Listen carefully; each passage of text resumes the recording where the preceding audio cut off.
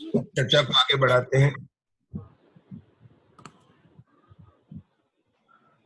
बोल है उपयोग में उपयोग है, उपयोग में उपयोग है, उपयोग आत्मा या ज्ञान जानने में आता है, क्योंकि जानन क्रिया के द्वारा ही हमें पता चलता है कि आत्मा ज्ञान स्वभावी है।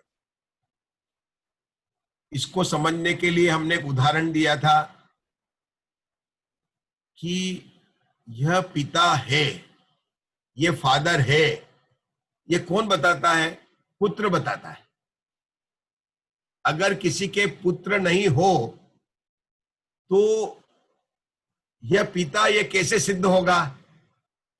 क्योंकि जब तक पुत्र नहीं है तब तक वह पिता पुरुष तो है, भाई हो सकता है, किसी का बेटा हो सकता है, लेकिन जब हमने कहा कि यह इसका बेटा है तो उसी समय उस बेटे ने क्या सिद्ध किया कि यह इसका पिता है।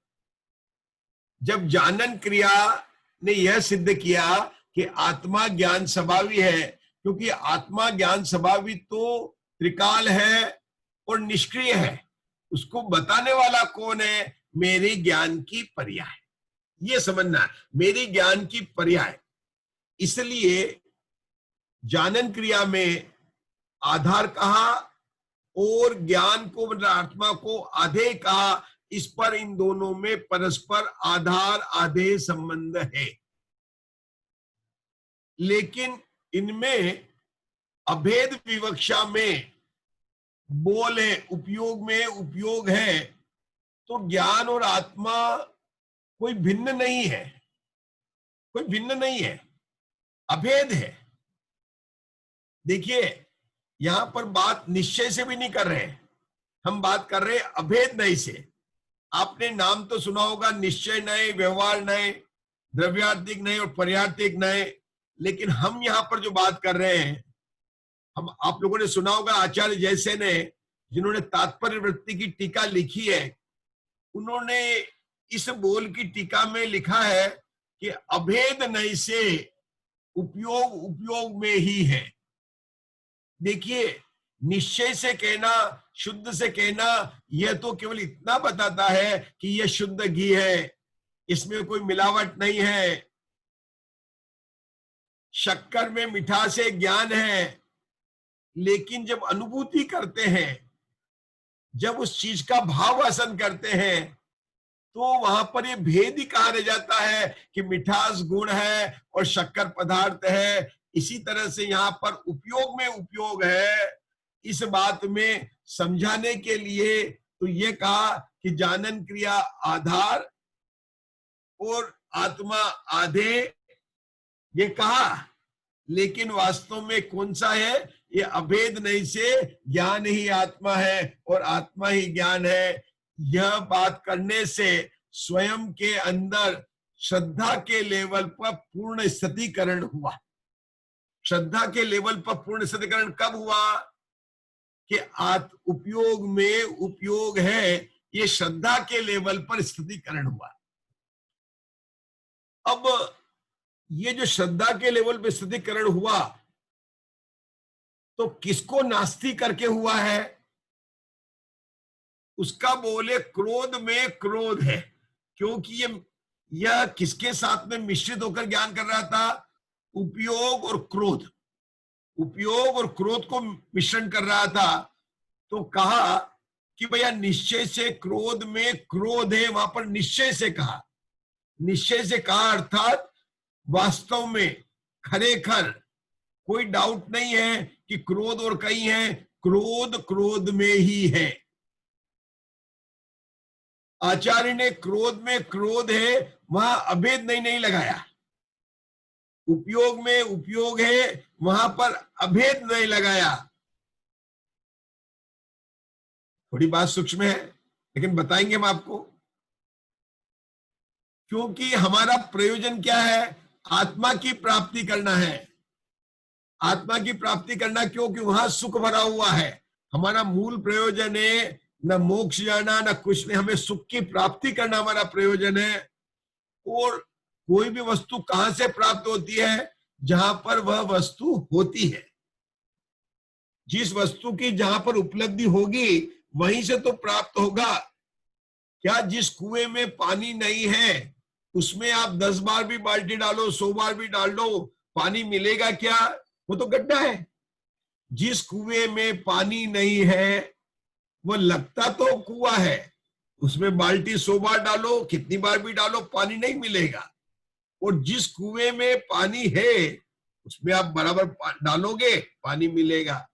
आत्मा में सुख है, आत्मा रूपी कुएं में उपयोग रूपी बाल्टी डालेंगे, आपको सुख मिलेगा। आप बाह्य पदार्थ में अपनी उपयोग रूपी बाल्टी डाल रहे हैं, उनमें सुख है नहीं है, सुखाभास है, इसलिए आपको सुख की आज तक प्राप्ति नहीं हुई है। कितना सरल है। उपयोग में उपयोग है। अब आचार्य ने क्योंकि अभेद करना था, नहीं तो आचार्य कुंद देव आत्मा भी लिखते, हर जगह उन्होंने आत्मा लिखा है, ज्ञान लिखा है, लेकिन इस बोल में आके उन्होंने दोनों को उपयोग में उपयोग है कि दोनों में भेद नहीं करना चाहते। जैसे अपन कहते हैं ना कि हमारे पिता पुत्र में कोई भेद मत करो, इनको आपने इनवाइट कर दिया, मान लो हमको इनवाइट कर दिया, कोई भेद नहीं है हमारे घर में, परिवार में कोई भेद नहीं है। आपने बड़े भाई को इनवाइट कर दिया तो हमको भी, बेटे को भी इनवाइट कर दिया, भाई को भी इनवाइट कर दिया। आचार्य ने कुंद देव ने विशेष रूप से केवल इसी जगह पर 2 बार उपयोग लिखा, उपयोग में उपयोग है। बाकी सब जगह आत्मा लिखा, ज्ञान लिखा, ये भी लिखा कि आत्मा ज्ञान गुण है, गुण भेद नहीं है, सब बातें लिखी है, लेकिन केवल इस जगह उपयोग में उपयोग है। ये कहने का अर्थ यह है कि तू स्वयं ज्ञान स्वभावी है, ऐसा जिसकी ज्ञान की पर्याय में अनुभव हुआ उसके ही वास्तव में संवर तत्व प्रकट हुआ। और चूंकि उसका उपयोग ने ज्ञान स्वभाव को जाना, इसलिए उसके ही स्थितिकरण अंग हुआ, उसके ही स्थितिकरण अंग हुआ। कौन से लेवल पर? श्रद्धा के लेवल पर, चारित्र के लेवल पर, आचरण संबंधी सभी आएगी, लेकिन पहले श्रद्धा के लेवल पर स्थितिकरण, फिर चारित्र के लेवल पर स्थितिकरण। पहले दर्शन मोह की, फिर चारित्र मोह की बात होती है। पहले दर्शन मोह की 7 प्रकृतियों के क्षय से सम्यक दर्शन की प्राप्ति होती है, तब चारित्र मोह होने की बात करते हैं। पहले संवर प्रकट होता, वो तो कर्णनियों की भाषा थी, वो तो कर्णनियों की भाषा थी, विद्वानों की भाषा थी। हमें तो ये समझना है कि पहले हमारे को अपनी आत्मा के स्वभाव की श्रद्धा होती है, तब मोक्ष मार्ग बढ़ता है। जब तक श्रद्धा में आत्मा का स्वभाव नहीं है तब तक अस्थितिकरण है। जो मिथ्या दृष्टि है वो तो अनादिकाल से पूरा का पूरा अस्थितिकरण है, पूरा का पूरा स्थितिकरण है। चाहे वो कितना ही धार्मिक क्रिया कर रहा है, शुभ भाव कर रहा है, पूजा पाठ दया दान कुछ भी कर रहा है, केवल पाप कर्म से बच रहा है, इसमें कोई संदेह नहीं है। वो केवल शुभ भाव को मान रहा है, लेकिन शुभ भाव भी आश्रव तत्व में है, वह संवर तत्व की बात नहीं है। इसलिए उपयोग में उपयोग है, ये उत्कृष्ट भेद ज्ञान है, सूक्ष्म भी है और उत्कृष्ट भेद ज्ञान है। इस भेद ज्ञान का जो अभिनंदन किया था वो स्वरूप प्रतिष्ठा महोत्सव के अंदर हुआ। अब जो बात आई कि उपयोग में क्रोध नहीं है और क्रोध में उपयोग नहीं है, ये बात जो है इन 2 बोलों की सिद्धि हम 2 मिनट पे करते हैं। उसके बाद में आज का जो है इस विषय पर विराम लेंगे। उपयोग में क्रोध नहीं है, क्रोध में उपयोग नहीं है। अभी तक जो हमने बात की थी पिता पुत्र के संबंध से, आधार आदेश के संबंध से, वह बात की थी उपयोग में उपयोग है, क्रोध में क्रोध है। इतनी ही बात न्याय से की थी, आधार आदेश संबंध के आधार से। अब हम बात करने किसकी जा रहे हैं? उपयोग में क्रोध नहीं है, क्रोध में उपयोग नहीं है। उपयोग का अर्थ यहां पर क्या कहते भाई? आत्मा। सुमन जी, यहां उपयोग का अर्थ है आत्मा। आत्मा में क्रोध नहीं है और क्रोध में आत्मा नहीं है। तो सीमा जी आप पूछना चाहेंगी कि क्यों नहीं है? तो ममता जी ध्यान से सुनिए, क्या कह रहे हैं हम कि आत्मा में क्रोध नहीं है, क्रोध में आत्मा नहीं है। इसके 2 पॉइंट आपको लिखने पड़ेंगे। आप लिख सकते हैं, क्योंकि जिस तरह से जानन स्वभाव से, जानन क्रिया से आत्मा जानने में आता है, उस तरह क्रोध से आत्मा जानने में नहीं आता है।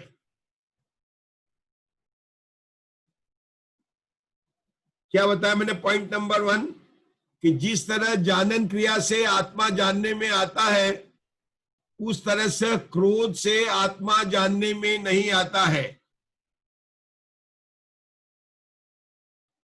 अब आप यह भी जानना चाहेंगे कि क्यों नहीं जानने में आता है। देखिए, क्रोध से आत्मा जानने में इसलिए नहीं आता है कि क्रोध में जानने का गुण ही नहीं है, वह अजड़ है, उसका अजानन स्वभाव है। जब क्रोध में जानने का गुण ही नहीं है, जब वह व्यक्ति इंजीनियर का ज्ञान ही नहीं है, तो वह इंजीनियरिंग का काम कैसे कर सकता है? जब वह व्यक्ति डॉक्टर नहीं है, उसका डॉक्टरी का गुण नहीं है, तो वह ऑपरेशन कैसे कर सकता है?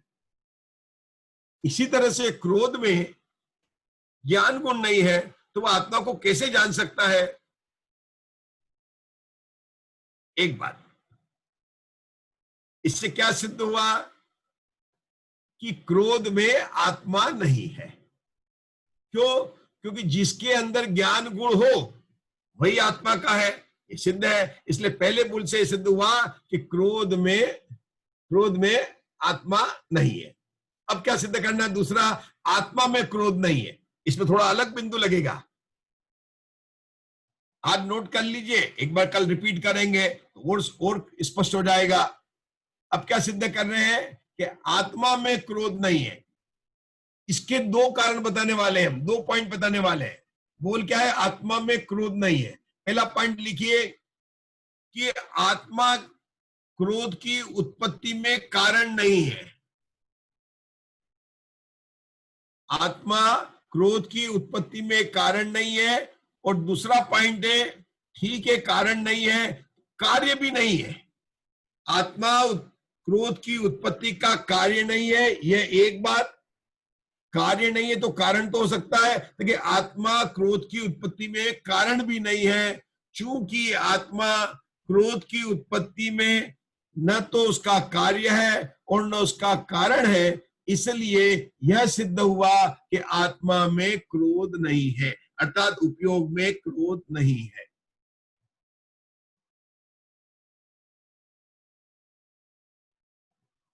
रुकता हूं यहां पर।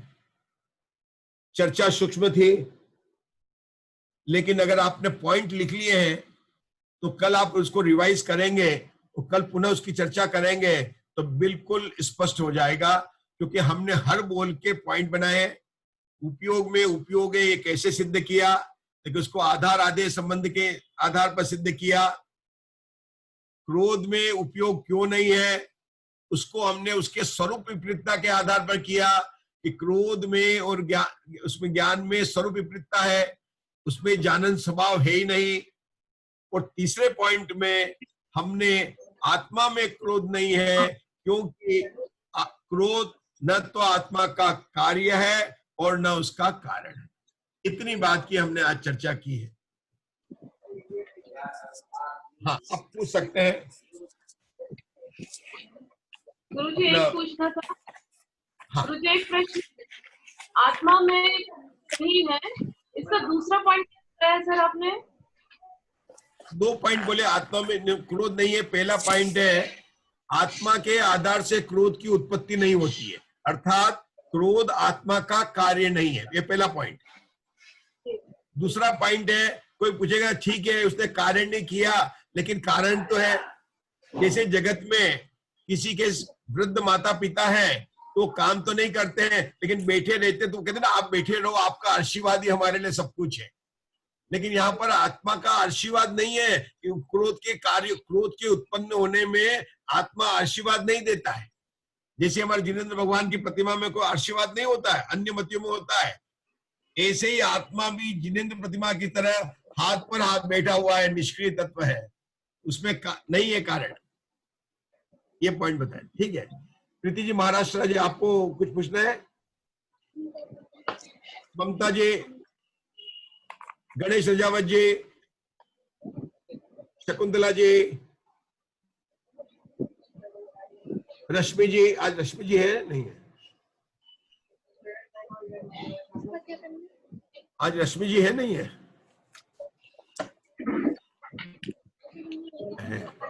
चलो ठीक है, तो फिर जिनवाणी स्तुति करते हैं। आप लोग कुछ तो बोलिए कि आपको समझ में आ रहा है, तो मुझे पता चले कल में इसको मतलब है ना कि कुछ बात ये तो मैं मानता हूं कि सरल नहीं है, ये सूक्ष्म बात है, लेकिन कल से आज कुछ समझ में आया कि नहीं आया? निधि जी आप बताइए। आया अच्छे से आया, बहुत बढ़िया आया। तब तो इस विषय को पूरा कर लेंगे, थोड़ा सा और बचा है, शायद कल तक पूरा हो जाएगा ये, लेकिन एक सूक्ष्म विषय था सतिकरण अंग करने का, इसलिए हमने लिया। क्यों रंजना जी, ठीक है ना इस विषय में? आज थोड़ा इजी लगा, हाँ कल से आज थोड़ा सा इजी लगा। हाँ, किसका सुनाई नहीं पड़ा मुझे? गुरुजी आप वो बता दीजिए। इसमें सुनाई क्यों नहीं पड़ता है? आवाज कटिंग हो रही है। हाँ कटिंग हो रही है, तो इंटरनेट जो फ्लक्चुएट हो रहा होगा। आवाज आ तो रही है आप लोग? ठीक है, तो जिनवाणी स्तुति कर लेते हैं। पंडित जी कल से आज का सरल था। आज का सरल था? हाँ आज का सरल नहीं था, आज का अच्छी तरह से नहीं था, आज का था तो वो कठिन परंतु था अच्छा। सरल कहाँ था आज का, कि आत्मा में आत्मा है, क्रोध में क्रोध नहीं है, तो ये बात सरल कहाँ है? समझ में आया, बहुत सरल था। यही तो समझना भारी है अपने लिए। अपन इसलिए भटक रहे, अपन इसलिए भटक रहे नहीं समझे, इसलिए भटक रहे अपन। ये मेन बात वही है कि भाई आत्मा में आत्मा है, उपयोग में ही है। उपयोग आज दिन तक क्रोध में नहीं हुआ है। ये तो सूक्ष्म चर्चा है, इसको समझे बिना तो कुछ समझ नहीं आता है। ये चर्चा बहुत सूक्ष्म है, बहुत सूक्ष्म है, क्योंकि हाँ ये तो एक बताएं, जब हम आगम से बात करेंगे तो आत्मा राग का जीव के प्रदेशों में उत्पन्न हुआ है। आगम की बात करेंगे ना तो क्या कहेंगे कि आत्मा पुस्तक में नहीं हुआ है, लकड़ी में नहीं हुआ है, जीव नाम का पदार्थ ही राग उद्देश्य करता है। तो राग कहाँ उत्पन्न हुआ? अगर आपका पिता दो पुत्रों को उत्पन्न करता है, एक अच्छा है एक बुरा है, लेकिन आपके राशन कार्ड में अस्पताल में पिता का नाम तो लिखा जाएगा ना, किसका पिता है? तो राग का आत्मा के प्रदेशों में उत्पन्न हुआ है। इसलिए आगम में जब आश्रव तत्व की सिद्धि करनी है, ध्यान से सुनना, जब आश्रव तत्व की सिद्धि करनी है तब राग को आत्मा का कहा जाता है, और जब गौण तत्व को प्रकट करना है तो चूंकि आश्रव विभाव भाव, राग विभाव भाव है, इसलिए उसको कहा कि तेरे से मेरा कोई संबंध नहीं है, तेरे से मेरा कोई नेचर नहीं मिलता है, तेरे से मेरे स्वरूप विपरीतता है, वो तो हमारी जाति का नहीं है, स्वयं का पैदा क्या हुआ है। उस बेटे को बोलते हैं कि तू जा भैया, तेरा देख, तेरे से मेरा कोई संबंध नहीं है। क्रोध किसने उत्पन्न किया है? जीव के प्रदेश में उत्पन्न हुआ। तो आश्रव तत्व की सिद्धि पहले की, और जब आश्रव निरोध की बात हुई कांति भाई, आश्रव तत्व की सिद्धि की, फिर कहा आश्रव निरोध संवर। तो जब आश्रव के निरोध की संवर की बात आई तब कहा कि राग जीव का नहीं है, क्रोध जीव में नहीं है। ये बात दूसरे स्टेप की है, हम दूसरे स्टेप पर चल रहे हैं मुकेश भाई, आगे बढ़ रहे हैं। ठीक है, जिनवाणी स्तुति करेंगे, काफी अच्छी। बोलिए रंजना जी, जिनवाणी स्तुति बोलिए रंजना जी। या वाणी के ज्ञान ते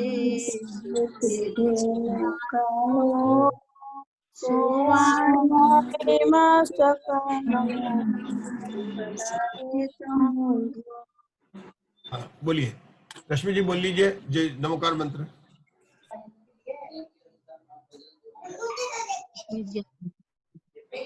नमो अरिहंताणम, नमो सिद्धाणम, नमो आहिरियाण, नमो वज्रयाणम, नमो लोहे सवसाहु, नमो अरिहंताणं नमो सिद्धाणं नमो आयरियाणं नमो उवचायाणं नमो लोये सवसावणं नमो अरिहंताणं नमो सिद्धाणं नमो आयरियाणं नमो उवचायाणं नमो लोये सवसावणं नमो अरिहंताणं नमो सिद्धाणं नमो आयरियाणं नमो उवचायाणं नमो लोये सवसावणं नमो अरिहंताणं नमो सिद्धाणं नमो आयरियाणं नमो उवचायाणं नमो लोये सवसावणं नमो अरिहंताणं नमो सिद्धाणं आयरियाणं नमो उवचायाणं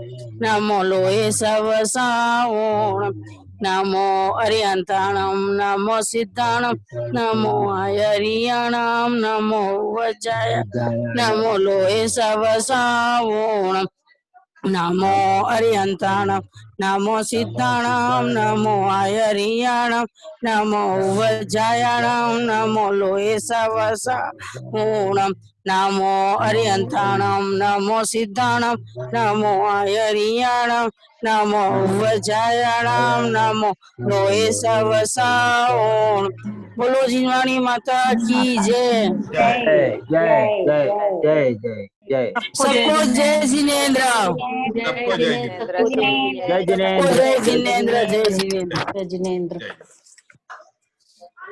चलो